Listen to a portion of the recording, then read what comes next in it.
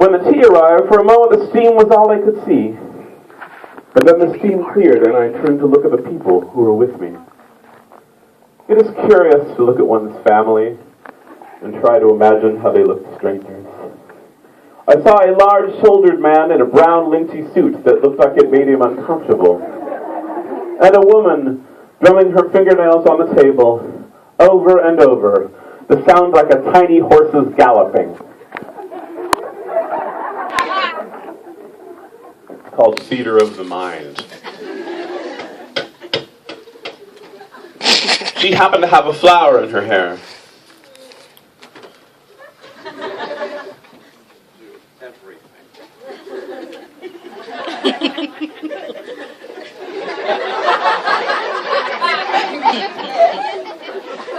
They were both smiling, particularly the man. "You have plenty of time before your train, son," he said. "Would you like to order something to eat? Eggs?" "No, thank you," I said. "We're both so proud of our little boy," said the woman, who perhaps would have looked nervous to someone who was looking closely at her, or perhaps not.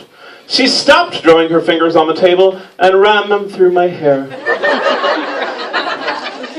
Soon I would need a haircut. "You must be all a-tingle with excitement," she said. "I guess so," I said, but I did not feel a tingle. I did not feel anything. "Put your napkin in your lap," she told me. "I did," I said. "Well then drink your tea," she said. And another woman came into the hemlock. She did not look at me, or my family, or anywhere at all. She brushed by my table, very tall, with a very great deal of very wild hair. Her shoes made noise on the floor. Where'd he go? Where'd he go? Ah, there he is. She stopped at a rack of envelopes and grabbed the first one she saw, tossing a coin to the woman behind the counter, who caught it almost without looking. And then she was back out the door. With all the tea on all the tables, it looked like one of her pockets was steaming. I was the only one who had noticed her. She did not look back. There are two good reasons to put your napkin in your lap. One is that food might spill in your lap, and it is better to stain the napkin than your clothing. The other is that it can serve as a perfect hiding place. Practically nobody is nosy enough to take a napkin off a lap to see what is hidden there. I sighed deeply and stared down at my lap as if I were lost in thought.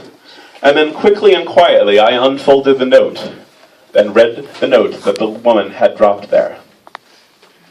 "Everyone, climb out the window in the bathroom and meet me in the alley behind the shop. I will be waiting," dramatic pause, "in the green roadster. You have 5 minutes!"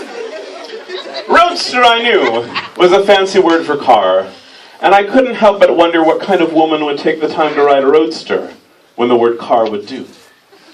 I also couldn't help but wonder what sort of person would sign a secret note, even if they only signed the letter S. A secret note is secret. There was no reason to sign it. And speaking of signatures, I'll just pause before I read the remaining 200 and something pages. I know that some of you have brought copies of Mr. Snickett's work, and we're hoping to have it autographed by the author. But being as the author isn't here, there's no way that can happen.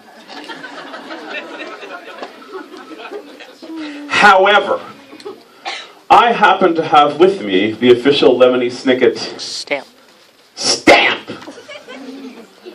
And when I'm done reading this entire book out loud, instead of excusing myself and running screaming from the room, as Lemony Snicket would have done, I will be sitting a short distance away, stamping your books and putting the date in them. So when the police come to your house, And they'll come. Will. You'll have proof that you were not committing whatever crime they're going to accuse you of, and that instead you were here in the presence of something or other. A secret note is secret. There is no reason to sign it.